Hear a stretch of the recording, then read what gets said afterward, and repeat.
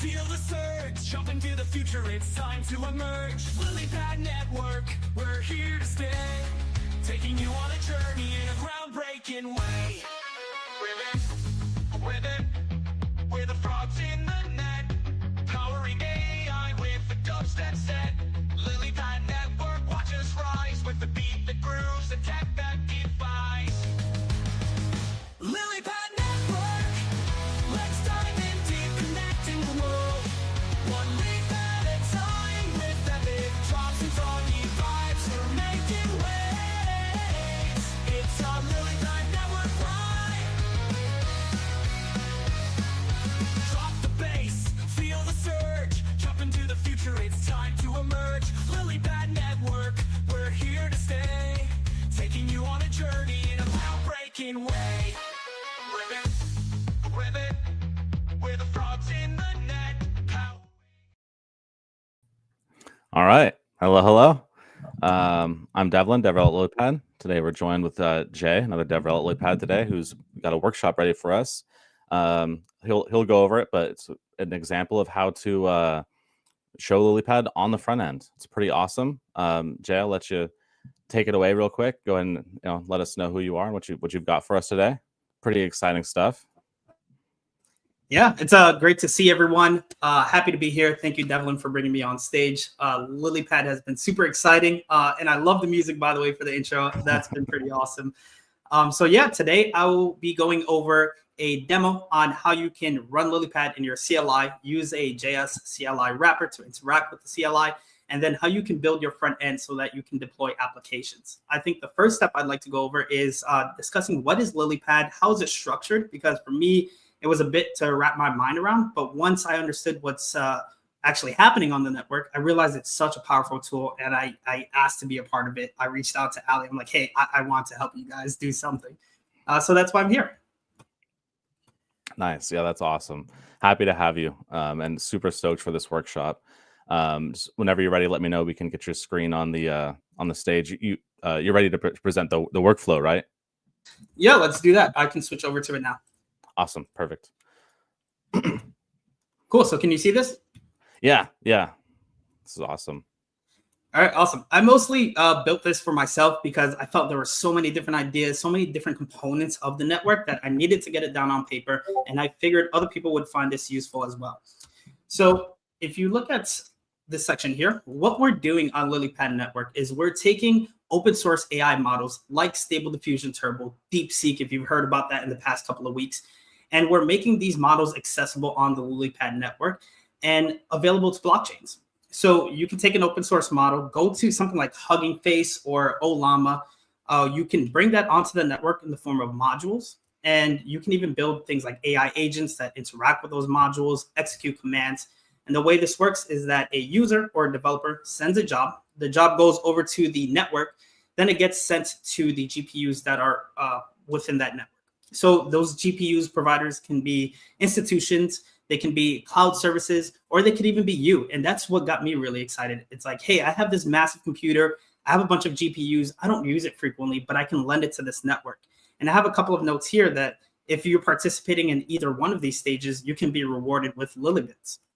So the way it works is someone wants to interact with a model. They send a request to the network. The network makes a deal on the blockchain. On our case, we're working with Arbitrum Sepolia, but it could really support any other blockchain. So if you're interested in what we're doing here and you're part of another ecosystem, advocate for us to be on the network. Let's work together. Let's build on your blockchain as well and make it accessible to your users. So we call a model, we send it to the network sends us something back in the form of an output.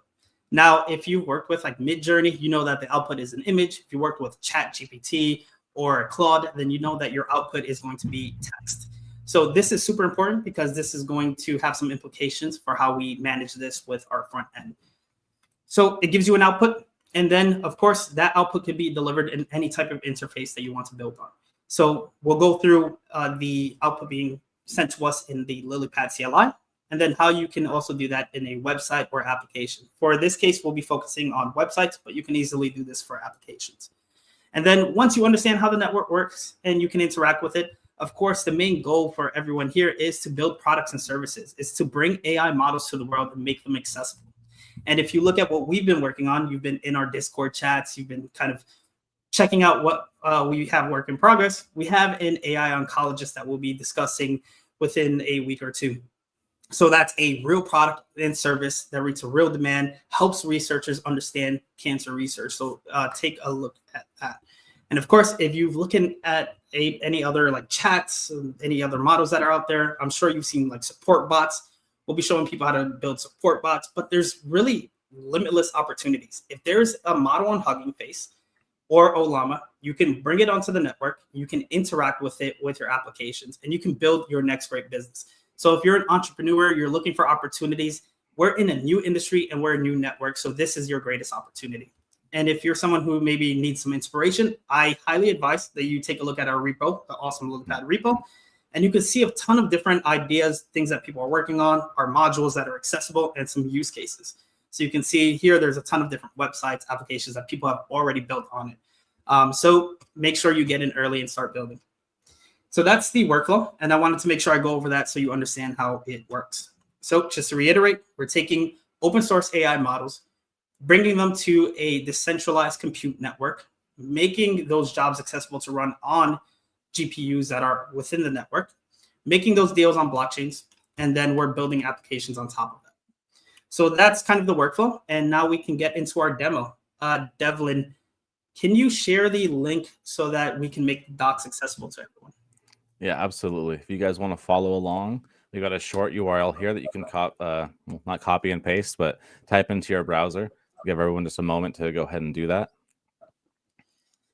Yeah, so if you've ever followed me before, if you've seen me do other projects, I always provide a step-by-step guide because there's a lot of times where I'm following someone and I get lost in the process or miss a keyword or maybe why they're doing a particular thing. So I provided these step-by-step instructions so that you can follow along, whether you're watching live at home or watching this at a future date.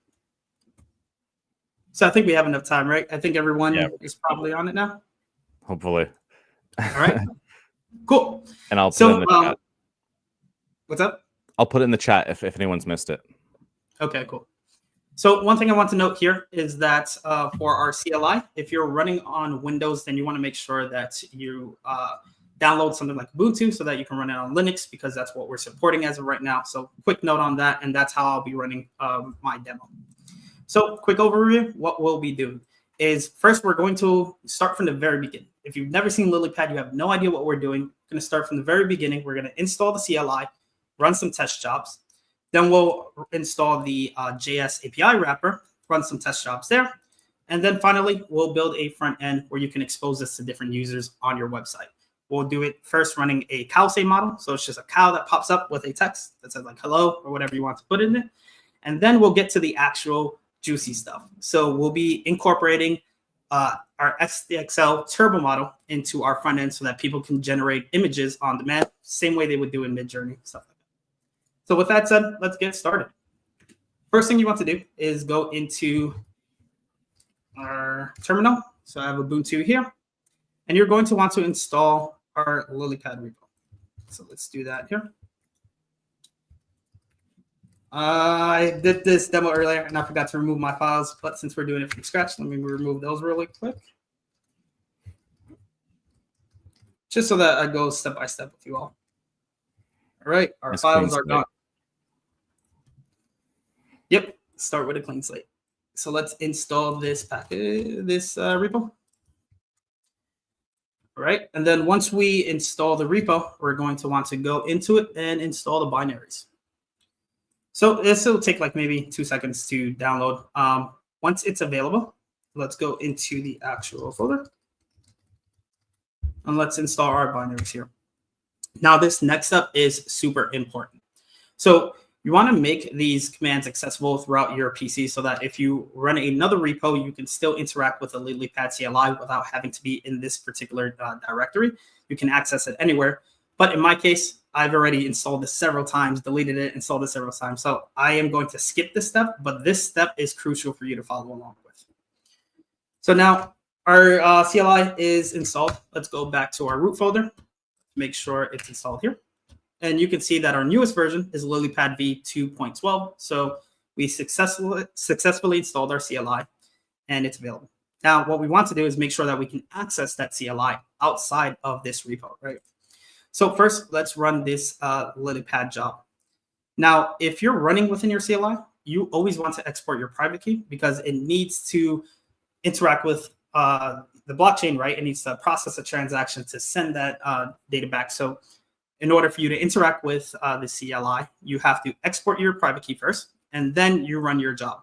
The structure of jobs are fairly similar, and we're working to standardize this, but it's typically going to consist of like these 4 components. So Lilypad run to run the actual job, your actual module here. So in this case, we're going to run Cowsay. Then the formatting for your input. So for Cowsay, it takes messages in using I message, and then your actual prompt. So for the time being, we're hard coding this because we're doing it in the CLI, but in a front end, what you would want to do here is instead of you kind of directly inputting what this message is, you would want to have the user pass that off from the front end, then deliver that to the CLI and get a response. So first, let's make sure that the CLI is working and accessible outside of the Lilypad repo. So I have my private key here in a notepad. If you are not familiar with blockchain development, this is the first time you're looking at it, you never want to expose your private keys. I'm only doing this for this demo, and this is just a developer wallet I have for a bunch of different projects. There's nothing valuable in here, but generally you don't want to share this. So let's copy that over. Let's go back to Boom 2. Let's export our private key. Oh, looks like I just copied that for some reason. But let's export our private key. Cool, we expect nothing to happen. And then let's run our job. So as I mentioned earlier, this is our Cowsay module. What we expect to see is kind of a like cow character. And then on top of them, it'll have a caption with whatever your prompt is. So in my case, my prompt was move it. So it should see a cow, say move it, right? Everyone loves the Cowsay, man. Favorite module. Yeah, it's cool. It's easy to understand. So when you run the job, you'll see it's processing right here, right? It's making a deal on the network. It's processing the job and spitting out a return. So in this case, Cowsay is printing directly here. So we don't really have to do much to see what the output is. All we have to do is copy this and paste it back in and run it. And we see it, right? There's our little cow. It says move it. So that worked successfully. It took my prompt, it ran in the CLI, and it's displaying something. Now that's cool, but let's go a step deeper. I know everyone's more excited about stuff like Midjourney, all these other modules. So let's actually run our SDXL Turbo to make sure that works as well. So I exported my private key again. As you can see here, the structure is pretty similar, right? So Lilypad run, it's always going to be at the beginning. Our module here, then the way you implement the prompts, and then the actual prompt. So in this case, we have a futuristic cityscape. Let's enter this. All right, we see it's processing, right? Whenever you see this is a good sign. Whenever it gets to this stage, deal agreement, you're halfway there. And we should see an output. Now, what I want to emphasize here is that depending on the model, your inputs and your outputs are going to be different. And here, this is a good example of an output being completely different. And this has implications for building your front end because the way you share this information with your users is going to be different. So normally with Cowsay, I would grab this here, right? Because I know the output's here. Paste it in, run it, and then I will see the image. But if you do that with SDXL, you won't really see anything. And the reason why is because this is a bit more complicated. So what we're doing is we're generating the image, we're storing it in a folder, and the folder name is outputs, and then we're naming the actual image output.png. So when we're working on our front end, we're going to want to make sure we reference those folders. And if you want to actually check if it ran successfully in your CLI, what you can do is you can run this command here if you're on a Mac. But if you're on Linux, then you would have to maybe open an editor or maybe do a bit more research on how to do this. But what I typically like to do is open it in my editor. You can verify that this is the same job by looking at the top of the folder. You see it says like QMUY. Let's look back. QMUY, right? So this is the job we just ran. Now let's take a look at our outputs. This is our outputs folder, and this is our actual output. And boom, we have a cityscape, right? So we're able to use our CLI to run a job to interact with our SDXL Turbo module. And we've proven it here. So awesome. We've accomplished a couple of things. We've installed our CLI, and we've proven that we can run jobs to interact with the network and get an output. So now let's work on our JS CLI wrapper. I'm not looking at any of the questions that are in the comments for YouTube or Twitter or anything like that. So Devlin, feel free to interrupt me if you see something, because I'm not looking at that screen at the moment. Yeah, we're good right now. I'll let you know. Okay, awesome. All right, so that worked. Now let's work on the JS CLI wrapper. Actually, before I get to that, I want to just make a note here on the modules. If you're not familiar how the modules work, we have all of this information available in our repos. So if you look at like the current modules that are available, if you had no idea how to reference the module, you can just look here, right? Boom, this is for LilySay. This is for CalSay. This is for SDXL, right? This is how you reference your module. And these are your variables, right? So I mentioned earlier, like for Stable Diffusion, it was -i prompt, whereas for CalSay, it's -i message.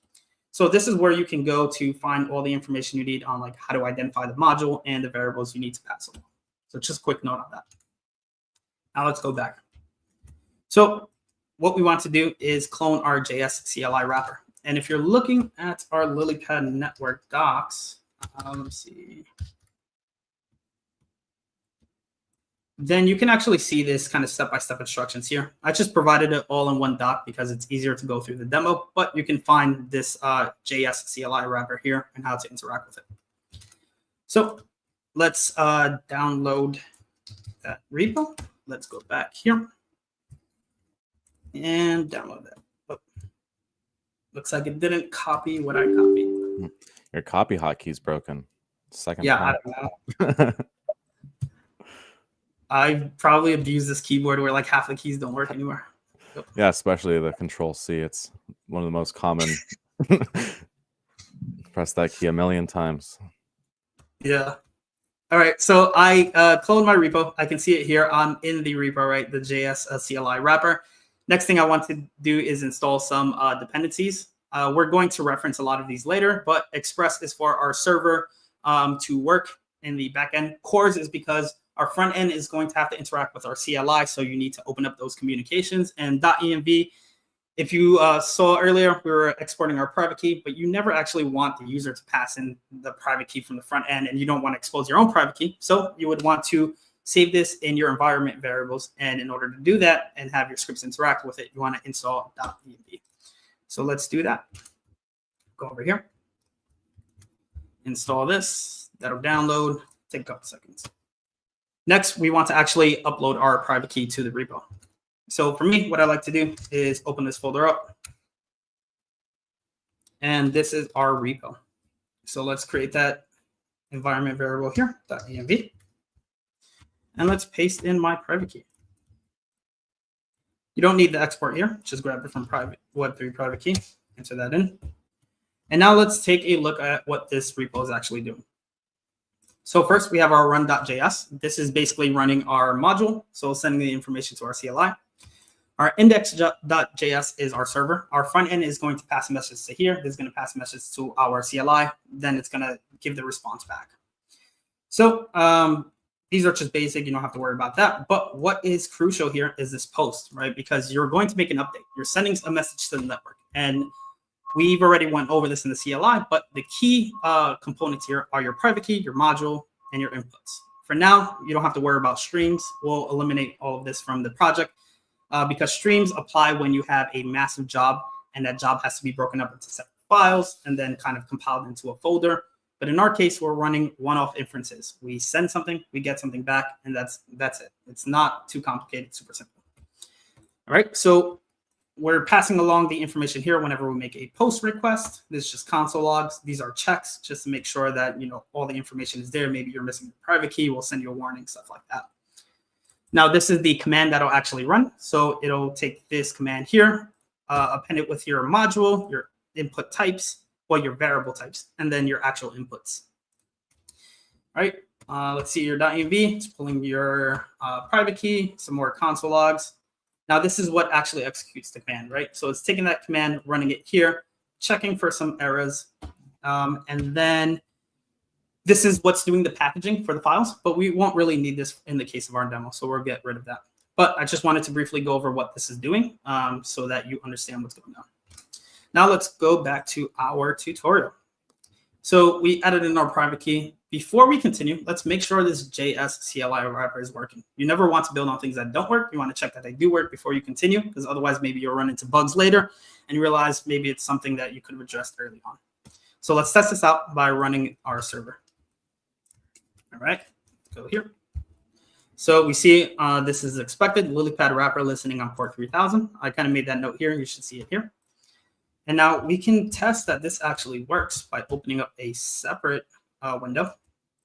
Let's take this curl command. This is the same thing we did earlier, but we're passing it to the JS CLI. So if you notice here, we're passing along our private key, right? The module name, the inputs. Let's first change this so I can prove to you this is actually working.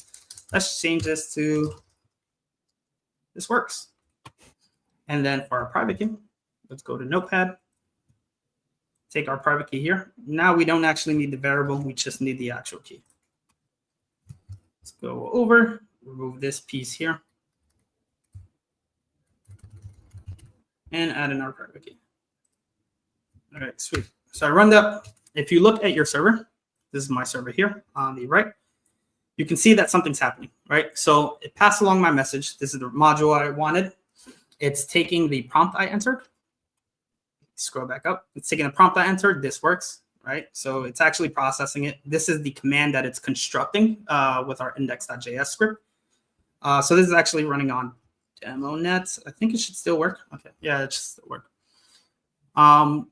So then it gave us a response. It processed the job. It gave us a return, right? And we see that it created this here. So we can do the same thing as we did before. Let's check in this other section and let's see if it works. And boom, we have our cow say, right? So the cow appeared and it said this works, and you saw it change the text. So that was proof that we are running the JS CLI wrapper. It's interacting with our server. All right, awesome. So that works. Now what we need to do is work on updating our index.js so that it can support cowsay from the front end. So there's a couple of steps we want to do here. First, we want to make sure that our packages are actually in our project. So remember a couple of seconds ago, we installed a bunch of things like Express, .env, and Cores, right? But it's not actually in here. So if you try to run this with a front end, it's going to throw some errors and it's going to tell you like, hey, I don't have access to that data, right? Or that code. So we want to make sure that we update it with our packages and imports. So I'm just going to add those in here. This for the .env. And then lastly for cores.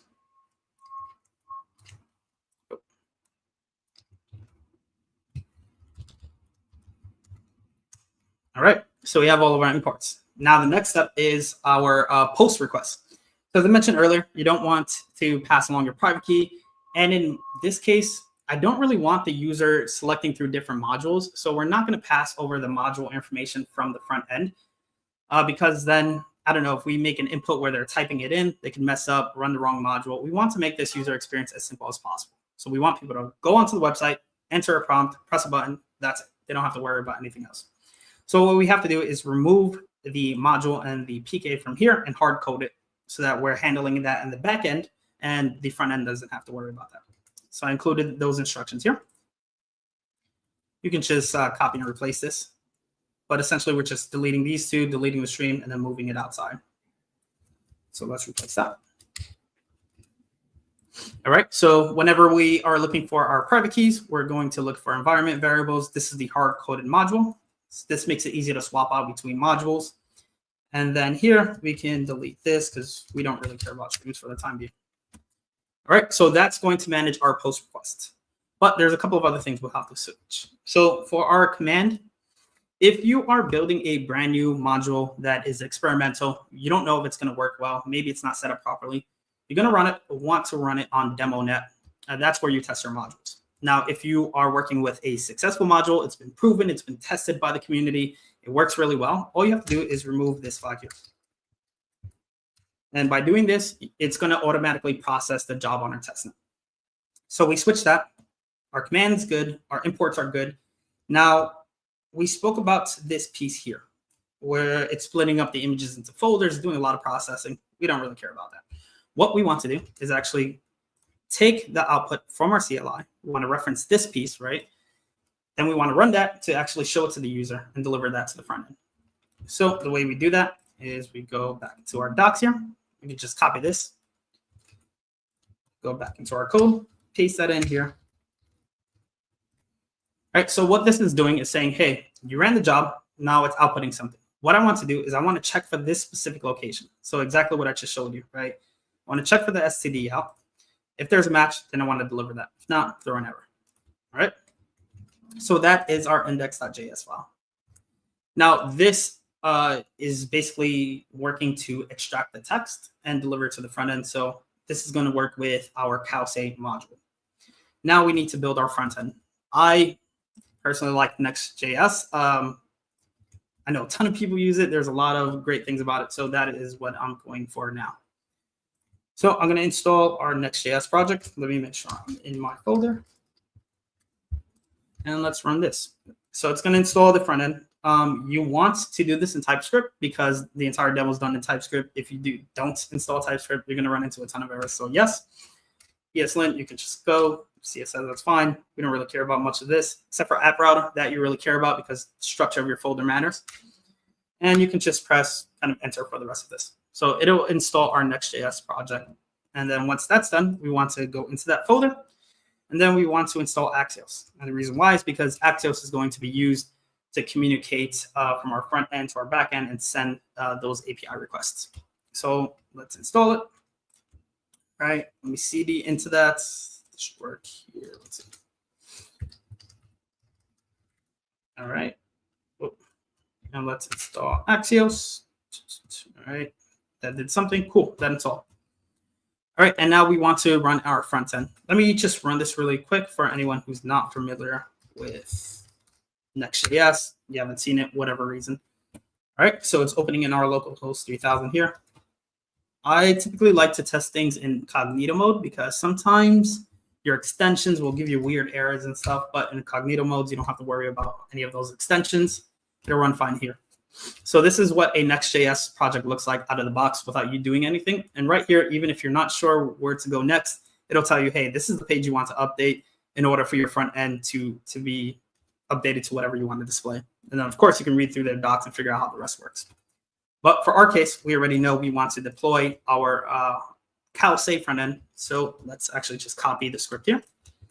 And it's not the folder. Make sure you go to front end, go to your app, then go to page. This is where it has all the information that we're currently seeing on our Next.js page. So let's replace all of this. Let's save this and review what's happening. So we only really care about three things: is the prompt that the user is sending, the response that we're getting back from our CLI, and then just some sort of feedback to indicate that like there is something loading, there's something happening to the user. Otherwise, they're going to freak out, right? So this is our handle submit. So once the user presses a button, it's going to send this post request right to our local host, which is our server. And it's only going to include the prompt. So it's going to include the variables and the prompt. This you'll have to modify depending on the module you're working with. And then the prompt is just going to be fed from the front end. But notice here, we're not passing any private keys. We're not passing the actual module name. It's picking that up from our server, right? And then it's sending the response. And of course, this is how your front end is actually displayed. So your div, I just included like a text, literally an input field and a button to keep it as simple as possible. Right. So this is what we have available on our front end. Now, in order for you to test that this works from your front end, you have to make sure you restart your server because we made some changes to index.js and your program won't be aware of those changes if it's just running. So let's do that first. Let me make sure I'm following along properly. Yep. Okay. So we're good. Let me restart my server. All right. So it's listening now. Let's restart our front end. Okay, run dev. And let's go back to our front end. So notice it was Next.js. If you get to see that really quick, it like instantly swapped. Let's refresh this just in case. So this is super basic front end, right? We just have kind of like a header, enter a message here, and let's run this out. So let's say, what does the cow say? Hopefully this runs without any issues. But let's look at our server. So it's doing the same thing we did earlier with our CLI wrapper, right? It's constructing the command. You can see my command successfully was passed through to the server. It says, what does the cow say? And then we see that it was processed here. This is our output. If you don't trust it, you can run this for whatever reason. But you can see here, it says, what does the cow say? So it took in my prompt, it ran it through the module, processed it through my CLI, went to the network, it gave me a response, and now we extracted that text and displayed it directly on our front end. So that works. Very, very simple front end. But now let's do something a bit cooler. So we did the same thing earlier where we went from cowsay to SDXL, and now let's do that in our front end. So if you're following along, we're in step 11 now at this point. What we have to do is take this module here. So remember, if we go back to our index.js section here, we have our module hard-coded here. So whenever you want to switch to a module, all you have to do is switch this here. So now we're referencing a different module. And now this is a crucial piece of this. So in the case of cowsay, we're just extracting text, right? But earlier I showed you that in the case of images, it's putting it into the folder within the with the job ID. Then it's taking another folder saying labeled outputs and then labeling the actual image as output.png.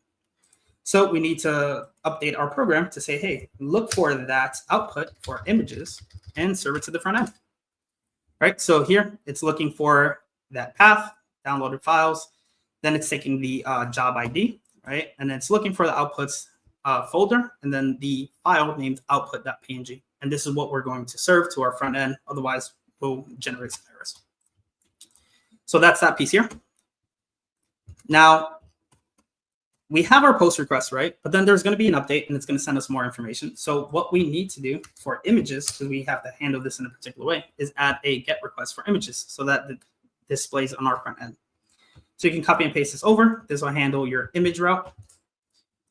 And then lastly, what we want to do is go to our front end because since it's an image, we're displaying something different than what we did before. We can't just display the text. We need to handle the actual image. All right, so we can update this here for the set response. And instead, it's setting the response whenever it gets that image data, the URL for the image, appending it here, and making that accessible for our front end. All right, so that is it. We should be able to restart our server. Should be able to restart our front end.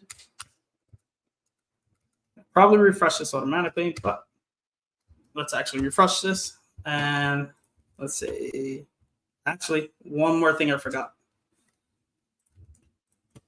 which is this message. So remember earlier, I kind of emphasized a couple of times that for the different module you're running, your variables are going to be slightly different. So this is iMessage, and let's go back to our repo, and we can see here, right, that for cowsay, it was iMessage, so that worked. For Stable Diffusion, it's iPrompt. So this may still actually run, but it's not going to look the way you expect it. So let's update this to make sure we're passing in the right variables. Right. So let's rerun this again, restart our server. Let's run our front end. Whoa. Refresh this. And let's say, I don't know, cows talking. What did cows talking look like? Let's check our server again. It's sending the information, right? So it's successfully updated to the new module. Awesome. It's taking my prompt, cows talking. It's running the command. And maybe like 15 seconds it takes to like process a job or something like that. But we should be able to see it appear live once it's done running the job.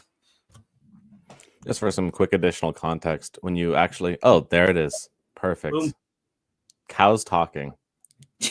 They look to be serious, so maybe it's a debate or something. I don't know, or maybe they heard me talking and they're like, "Hey, yeah." What are you doing? It looks like they're conversing with you. You know, they're like, "Yeah, you've got their attention." Yeah, definitely. So yeah, you wanted to mention something else? Oh yeah, I was just gonna say when you submit those job offers, it's actually it's really cool. What's happening is you're sending out a job offer onto the network, and then our solver is connecting that job offer with a resource provider. which, as you mentioned earlier, could be institutional GPUs, could be some random person somewhere hosting their GPU on our network. But it connects your job offer to a resource provider who then handles that compute for the job and then sends the results back. We verify the results and then are able to download them to your computer. So it's a really cool process that's happening there.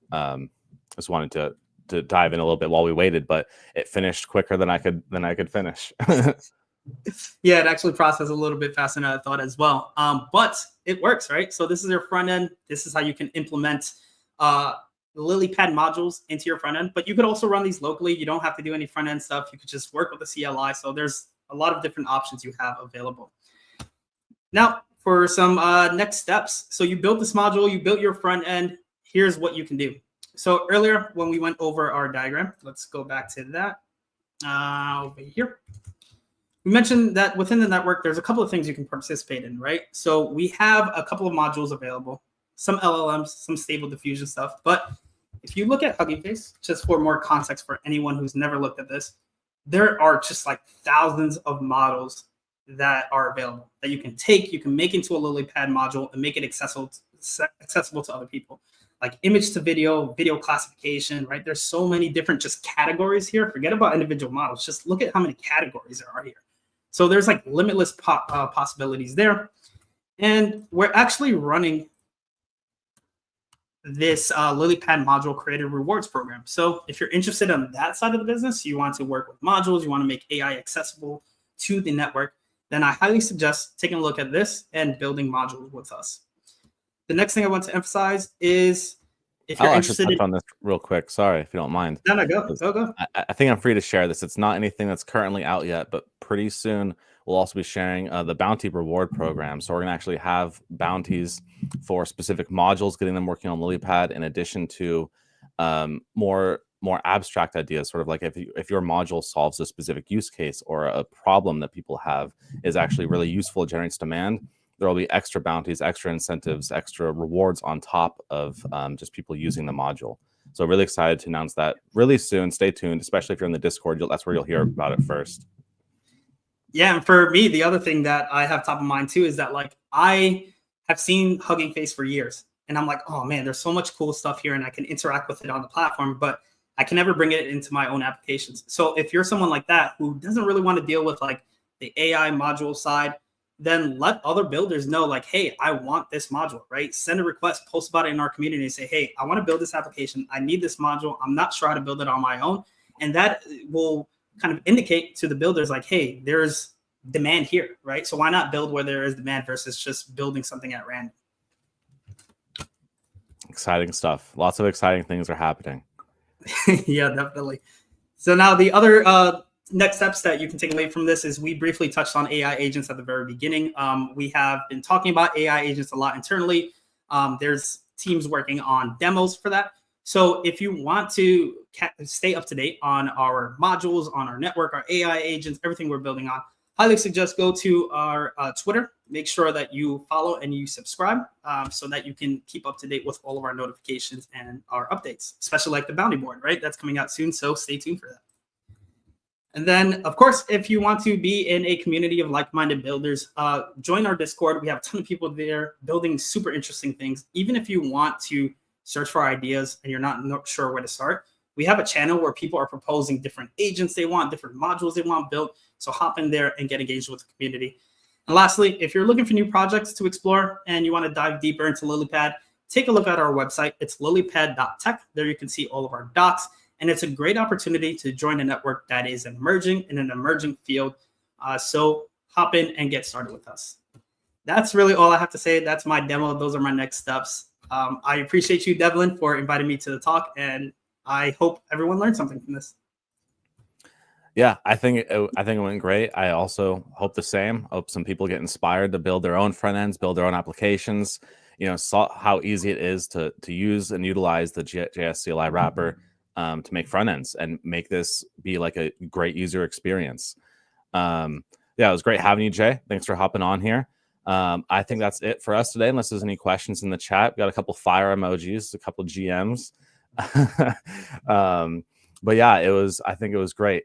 Thank you so much. Let me get rid of this tech banner. But yeah, check out our docs, check out our website, and join our Discord, and also follow us on Twitter. I don't have a link for that handy. I'll have to add that one.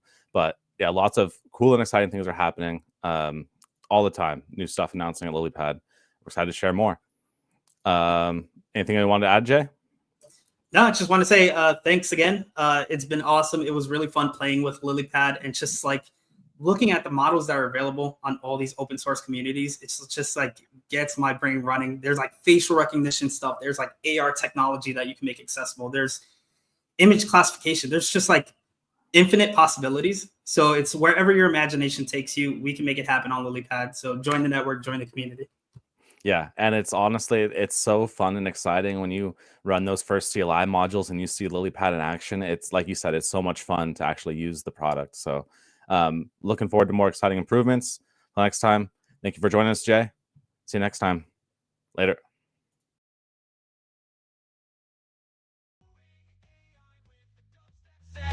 Lilypad network, watch us rise with the beat that grooves, the tech that defies. Lilypad network pride. Lilypad network, where the frogs turn and jump into the future. It's time to emerge. Lilypad network, we're here to stay, taking you on a journey in a groundbreaking way.